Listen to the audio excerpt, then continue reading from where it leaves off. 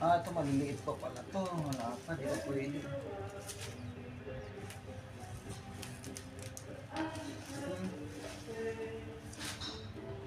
Bunutin na to kahit maliliit kasi gano'n din naman. Bubunutin.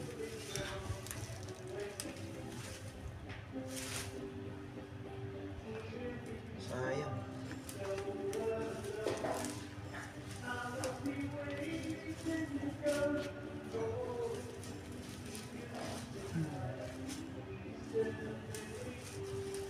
Ito malalaki na.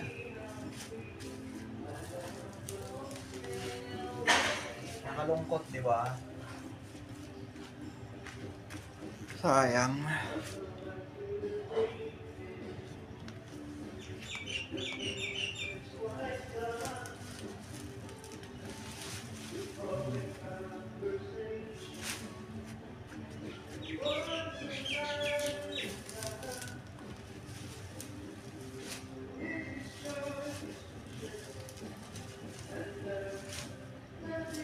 Ito maliliit pa talaga.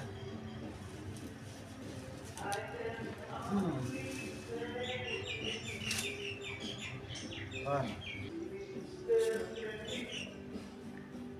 Yan ah.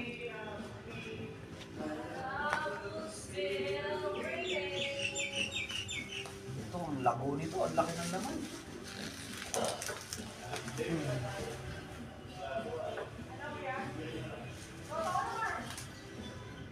Pera pa. Wala.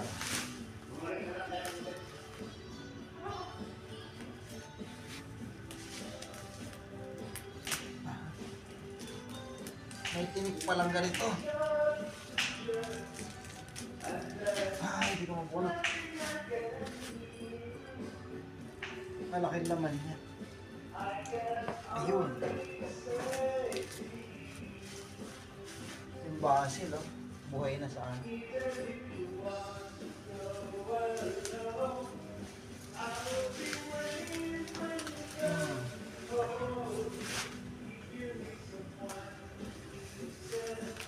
Lalaki ng bunga niya, mga kalakotsero. Huh? Ayan. Oh.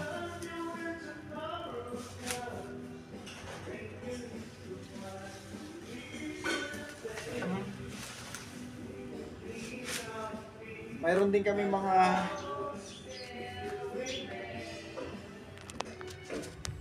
din kami mga luya, mga kalakotsero doon. Talagang hindi pa po pwede eh. Sayang. Ang plano ko sana nito, mga kalakotsero,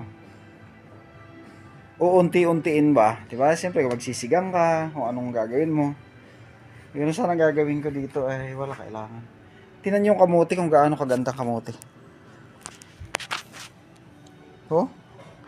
Napakaganda ng kamote bago pa lang lumalago ang kamote. Ang tagal ko tong pinalaki. Kung kailan siya lumaki, saka kailangan ng tanggalin. Mga alugbati ko dyan, oh. Yan, oh, natakpan na. Tapos yung papaya ko rito, oh, natakpan na rin, oh. Yun ang mga una ko kasing tinanim, eh. Tapos, ito yung melon, sigurado may bunga na tong melon na to dito sa ilalim, sigurado ko. Sayang, dito mayroon pa ditong malaking papaya, oh. Natatakpan na nga. Bala ko sana nga ayusin, eh. Kaso mo wala, eh. Ano, papaya. Ang ganda na ng kamote, mga kalakotsero. Okra, pinersa na. Ayun. Kunin ko na tong labanos kasi gumagawa ako ng atsara. Medyo bumili ko ng malaking container. Kalahati pa lang, ang dami ko nang nagawa kagabi pero kalahati pa lang, pupunuin ko lang. Ayan na lang natitira, mga kalakotsero. No? Tatanggalin natin tapos hugasan bago ipasok.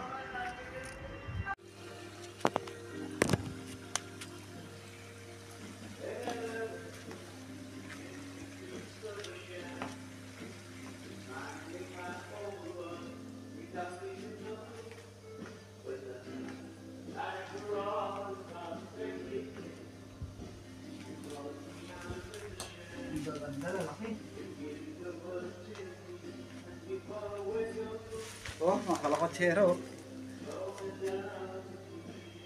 At sarahin na lang to, sayang. Laki. Huh? Siguro wag ko na tong balatan ano, na at sarahin. Pipigaan naman.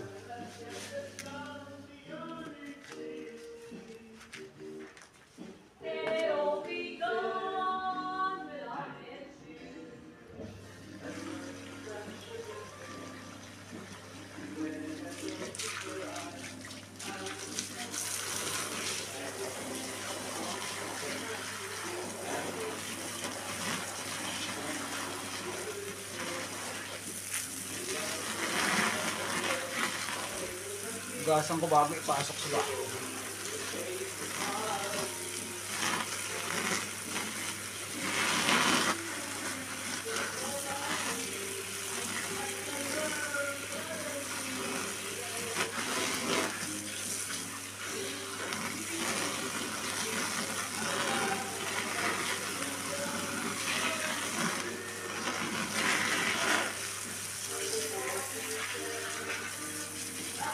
Tinik pala to. First time ko makapagtanim ng ganito.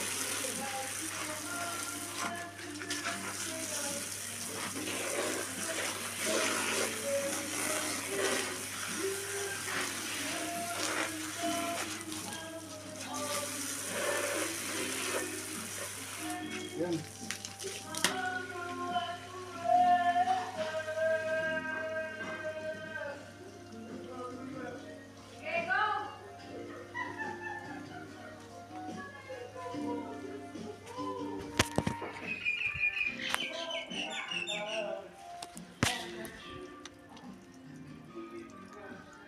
Nah, pasok na natin to.